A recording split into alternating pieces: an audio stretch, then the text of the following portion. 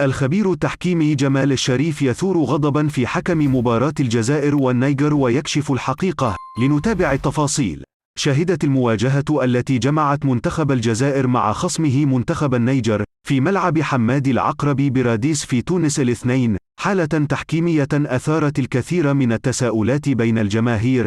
وتمكن منتخب الجزائر في الشوط الثاني من عمر المواجهة من تسجيل الهدف الثاني عن طريق النجم فارس الشعيبي، لكن الحكم المساعد رفع رايته بوجود تسلل ليصادق الحكم الرئيسي على قراره ويلغي هدفا للخضر رغم احتجاجات رفاق رياض محرز على القرار. وكشف الخبير التحكيمي الخاص بالعربي الجديد جمال الشريف عن رأيه فيما حدث بقوله: لا يوجد في هذه الحالة تسلل، وقرار الحكم المساعد كان خاطئا، لأن لحظة تمرير الكرة كانت أقرب إلى خط المرمى من لاعبي منتخب الجزائر، وبالتالي لا وجود لأي حالة تسلل.